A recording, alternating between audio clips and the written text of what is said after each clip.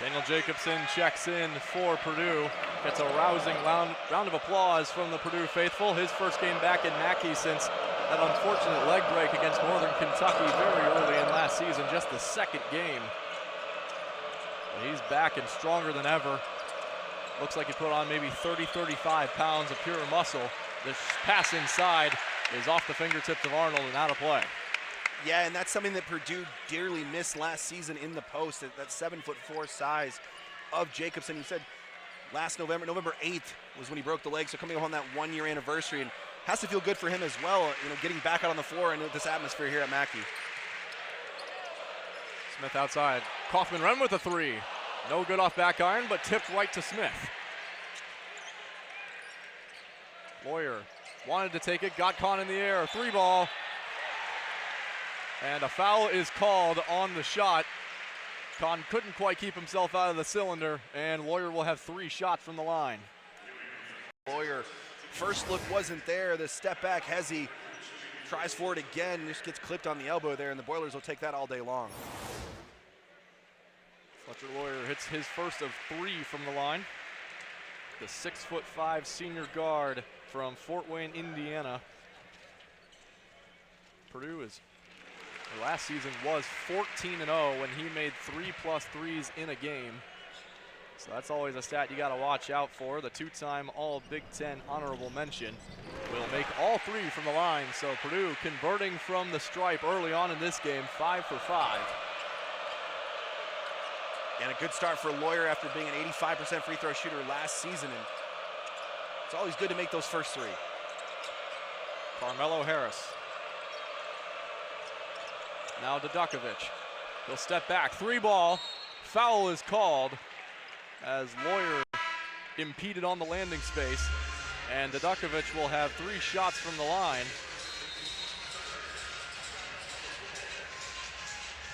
Yeah, the junior from Cincinnati, Ohio says anything you can do, I can do as well. And he mirrored what Fletcher Lawyer did. Now he's going to get to go to the line for a few. And so Nate Dudakovic will have 3 shots from the line. Good in that exhibition game against Purdue, but Matt Painter, he wasn't worried. He just said that the rebounding needed a little bit of work, but he didn't have any problems with the offense, as Nate Dudakovic will hit his first of 3 from the line.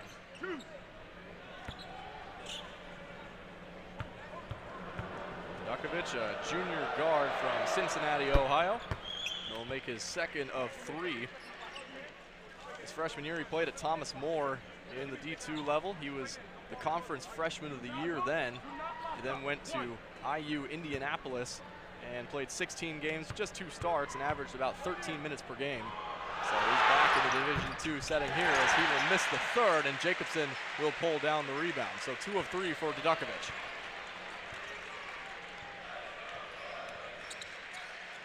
Now Jakari Harris fresh into the game, replacing CJ Cox. That's the benefit Matt Painter has. We talked to him earlier this afternoon. He has 9 or 10 guys he wants to see on the floor. We've got trouble here, but it'll be Purdue basketball, as I believe Kahn touched it while he was out of bounds and started rolling around under the bucket. Looked like he was in a little bit of pain. It's always a little scary when you see a guy who's just coming off of a season-ending injury kind of wince when he comes up, but he looks like he's good to go now. And if you're Daniel Jacobsen, you have to remember that you're 7'4" and not to bring the ball below your waist. Catch the ball high, finish high. Jacobsen, every single time he brings that ball down, he's going to get it ripped out by one of those smaller guards. Tyler Parrish and Chase Barnes check in for Dudakovic and Kahn. Harris, a little floater, can't get it to go, but the tip back from Trey Kaufman-Renn is good. He's up to 4 points now in this one. That's just veteran leadership by Trey Kaufman-Renn. He struggled a little bit from the floor here early on, continuing to stay at it, and he's able to finish there. Arnold hands off to Harris. Gets to Omoko. Barnes penetrating, blocked by Jacobsen, and he'll keep it alive. On the break is Fletcher Lawyer, and he will lay it in with the finger roll. What a find by Braden Smith to get Fletcher Lawyer on the breakaway. Parrish for 3. No good off the back iron. kept in by Harris. And Kaufman-Renn will slow it down and give to Smith. Smith tried to get it inside, poked away by Arnold. Here come the Greyhounds. Parrish kicks to Barnes. And they'll reset. Working on Jacari Harris. Big hedge from Kaufman-Renn, stolen away by Jacobsen. Smith tried to slow it down, gives to Lawyer, 3 from the elbow. He got it! Purdue all over it right now on the defensive and transition ends. Definitely a much better look as far as Matt Painter's probably concerned.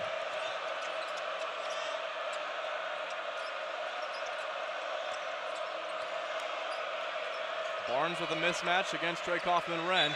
Tipped away by Smith, but a foul is called as Arnold draws the foul against the Purdue point guard.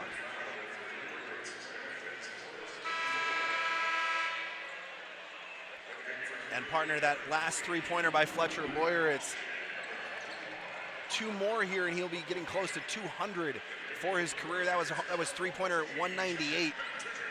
The way things are going right now, I'm guessing that's going to happen here sometime in the first half. Purdue on a 7-0 run in the last minute, 39 seconds. Barnes trying to get it in, and it's a 5-second violation on Indianapolis. So another turnover for the Greyhounds. And Purdue taking possession once again, trying to keep control of this game. And that's the consistent lockdown defense that Matt Painter is looking for on the defensive end for his Purdue Boilermakers. Smith will kick out to Harris. Got the 3 and the foul! Tyler Parrish on the closeout, knocked him to the floor, and Jacari Harris with a chance for a 4-point play. Just a nice job there by Harris. Not worried about the defender in his face, just finishing the shot, and he will get the opportunity to finish the 4-point play. Jacari Harris, sophomore guard from Atlanta, Georgia, played all 36 games last year, started in 5 of them. He had a rough start in the beginning of the season, but as the season progressed, he got better and better and better. And Jacobsen with the putback slam. Jacari Harris missed the free throw, but Jacobsen was ready for that one. Leaping into action.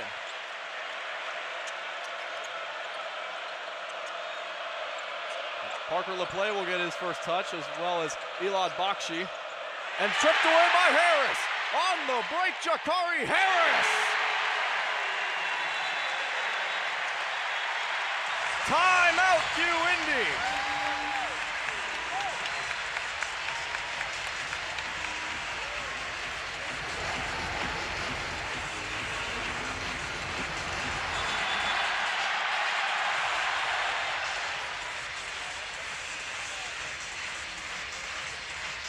We'll be right back. 25-7 Purdue in the midst of a 14-0 run here on Big Ten Plus. Welcome back as Uindy looking to stop this 14-0 run by Purdue in the last 2 minutes and 25 seconds. Stripped out of the hands of Parrish by Cox, and it'll stay Greyhound basketball. I know this sounds very simple, but Uindy just needs a bucket. They just need 2 points. 0 points in the last 3:05, and that's quiet the crowd down a little bit. Purdue's really excited right now. A couple of big plays these last couple of times down the floor. Uindy just needs a bucket.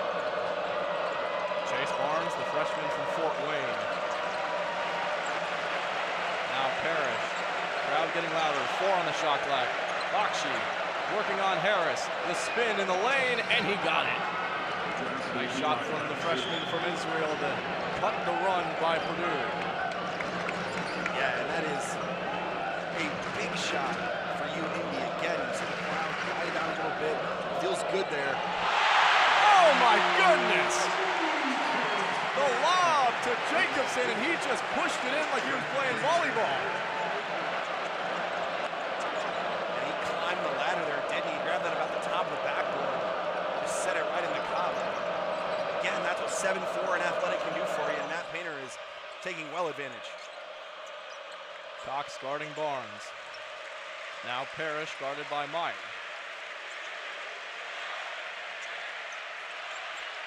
the three ball. No good, rebounded by Meyer. Slow it down a little bit. Harris wide open for three. No good, rimmed around, and LaPlay will pull down the board.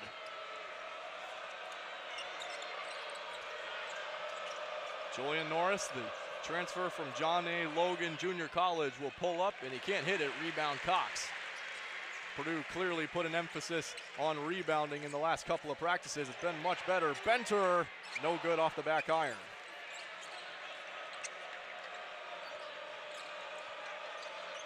It almost looks like a different team than the Kentucky exhibition just a couple days ago. Oh, absolutely. There's no denying that. And again, it's the closer you get to the start of the season, and this has been the last, practice before the real one starts next week. But the Boilers are feeling it here, and again, have their second team on the floor, if you can call it a second team, with all the talent they have. Swatted away. Parrish puts it up.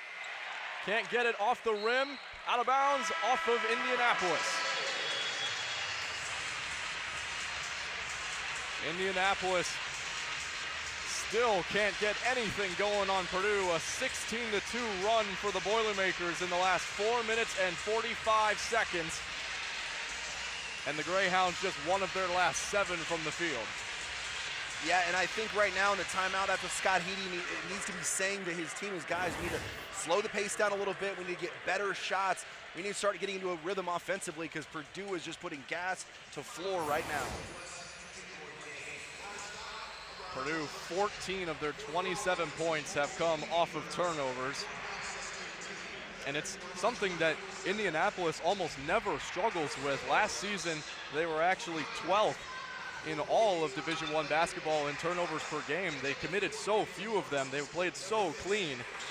But today, 5 turnovers, and we're not even 10 minutes into this one. Not at all, but that can be attributed to the pressure Purdue is putting on the ball. And you can see it with both guards, with Omer Mayer and with Braden Smith. They're really forcing the issue with the point guard at the top of the key, and they're not letting Uindy get their offense going. Indianapolis, the biggest thing from last year was the defense.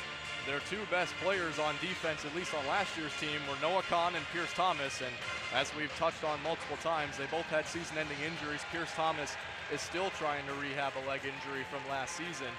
But they brought in a couple of new players, and they're hoping that that's going to change the culture around the defense especially.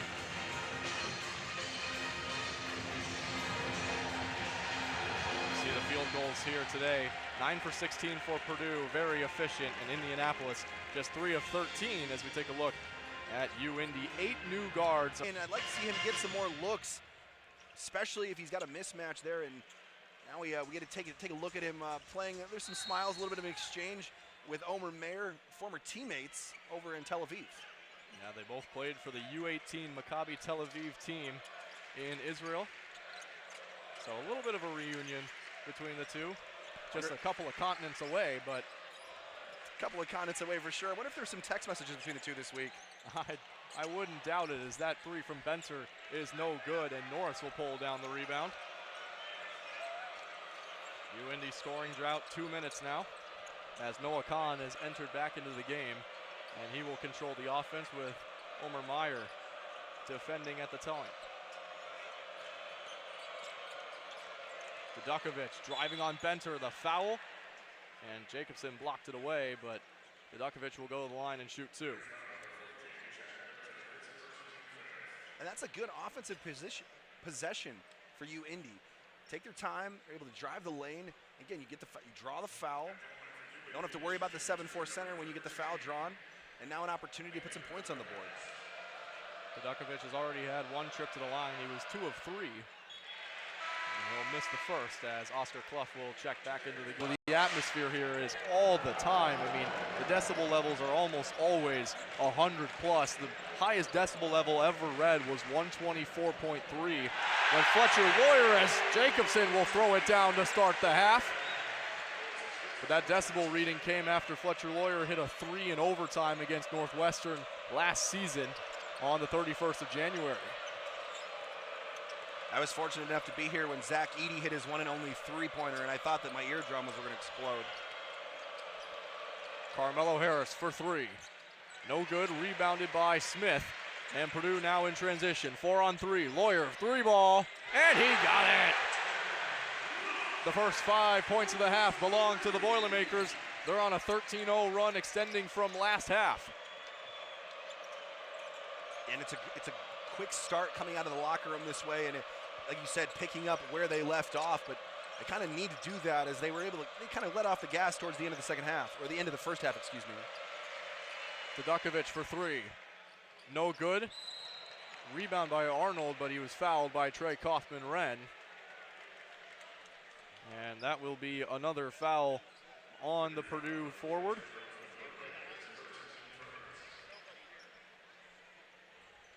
Well, and those are the kind of fouls that Coach Painter is going to be okay with. Not always okay with getting a foul, but physical foul like that, going after a ball as Trey Kaufman-Wren was, just a little bit too hard on the ball there, but that one ruled as a shooting foul, so it'll be Arnold from the line. And that one will rattle around and drop for the first. This is where Uindy needs to live. Making sure that this arena is quiet, putting the ball in the hoop, starting to chip into the way of the lead here. 1 of 2 from the line for Sean Arnold.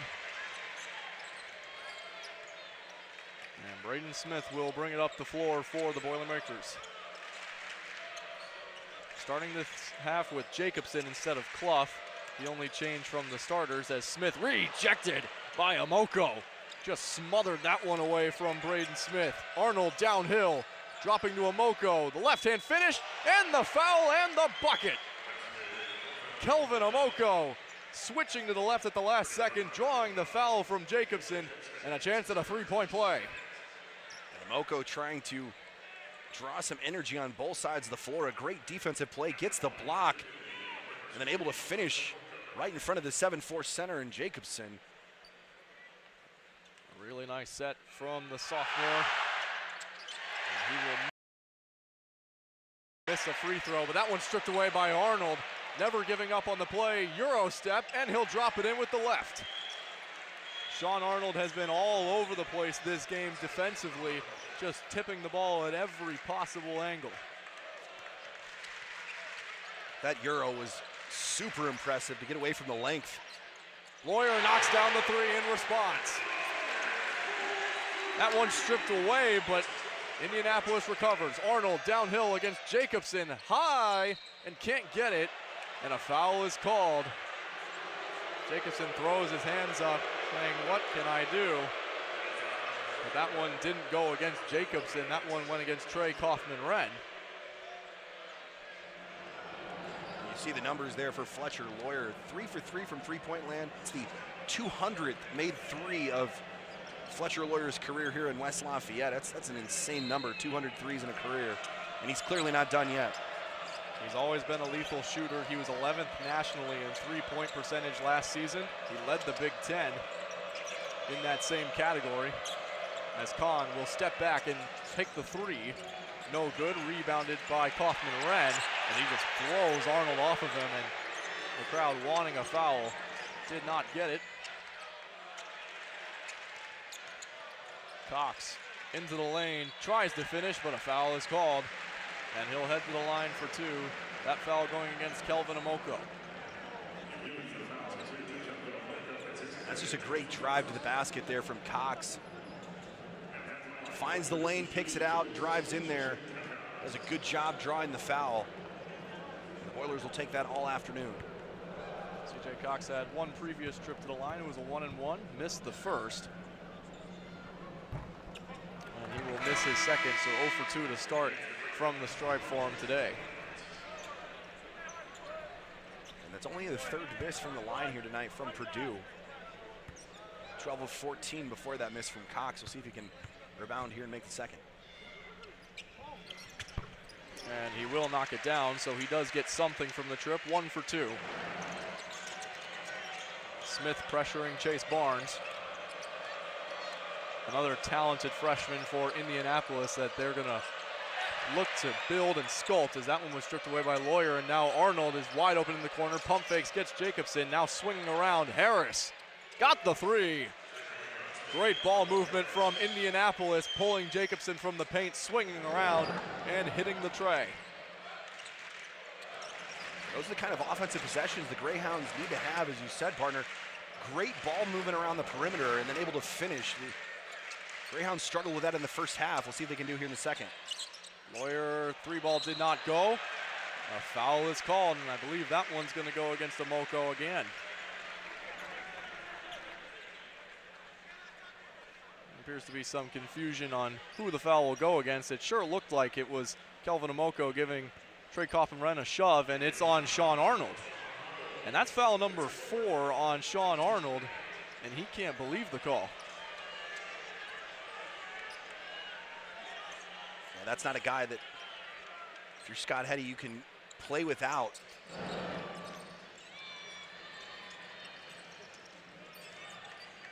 Lawyer out to Jacobsen.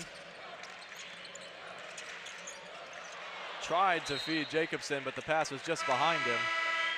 And it'll be a turnover for Purdue. Moving forward here in this season with Oscar Clough. We've seen him here today. The 3 fouls in the first half and now another one here. And you cannot have that once you get into the meat of the Big Ten schedule. And yes, you need to have physicality, but you can't give up those easy fouls like he has been giving up here this afternoon. Take inside was a poor shot, and Purdue comes away with it. Lawyer gives to Jakari Harris, wide open 3, and he got it again.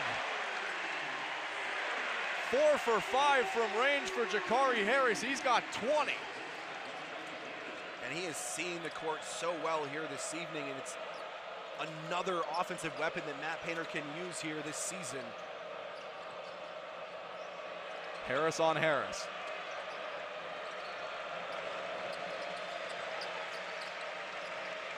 Now Bakshi stripped away by Jakari Harris. Carmelo Harris will get it. 2 seconds on the shot clock. Heave from half court. No way. It'll go out of bounds. And it'll be Purdue basketball. And Jakari Harris, very reminiscent of another great scorer here at Mackey Arena for the Purdue Boilermakers, and Glenn Robinson. He is going to be a lot of fun here to watch for the Purdue Boilermakers this season.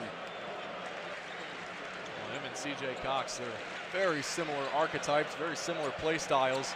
They're going to be battling with each other for minutes as Arnold was able to come away with that one.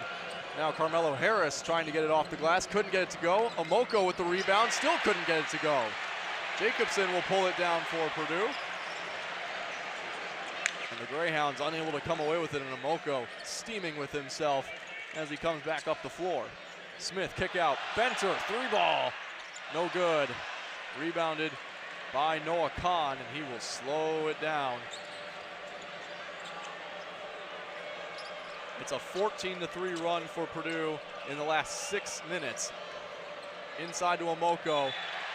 That one was blocked by Jacobsen, but a foul is called on the Purdue 7-4. It's not just Scott Hetty, it's the entire family. It's a family affair as he's the son of Indiana basketball. Purdue up 86-49. Both teams have been knocking down their shots in the last couple of minutes. 3 for 3 on their last 3 field goals as Tyler Parrish will pick up a foul at the half-court line. And now a couple more subs for Purdue. A couple of fan favorites, Aaron Fine, Jack Lusk, and Jace Rail will come into the game, and a huge round of applause for those guys. Yeah, you're going to hear the student section go absolutely bananas here as a blowout in West Lafayette or a blowout at Mackey Arena usually means Matt Painter calls down to the end of the bench, and collection of guys that don't get as much playing time throughout the year get their opportunities. So Meyer is going to the line for a 1-and-1.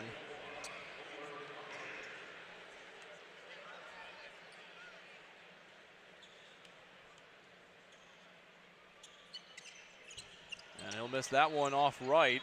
Going to go out of bounds, and it will be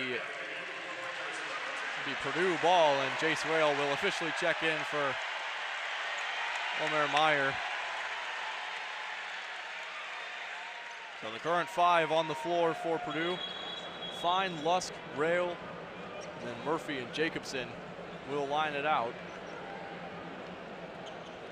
And if Rail, Lusk, or Fine gets a bucket here, you're going to hear this place go absolutely nuts. You would have thought it was an opening an opening round matchup in the NCAA tournament. Parrish working on Fine. Fine kicking in. Murphy throws it down. Liam Murphy, typically a sharpshooter, comes down and throws the hammer down.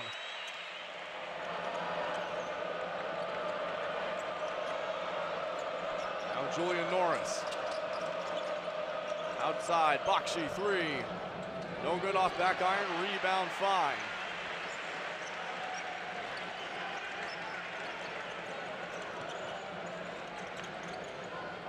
Fine, no dribble, will get it inside to Jacobsen.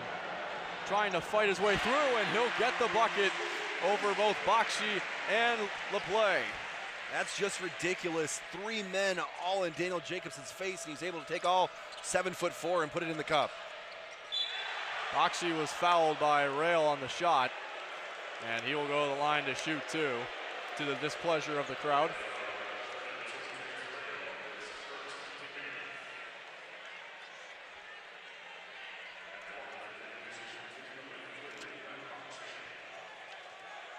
So Bakshi will miss the first one from the line. This is his first trip. He's got 5 points today, but he's looked pretty sharp. We saw him in the first half. He was able to make back-to-back buckets. The Greyhounds seemingly have gone away from him here in this second half. I was hoping we get to see more of a Bakshi matchup with Mayer. And Drew Busick will check into the game for Tyler Parrish.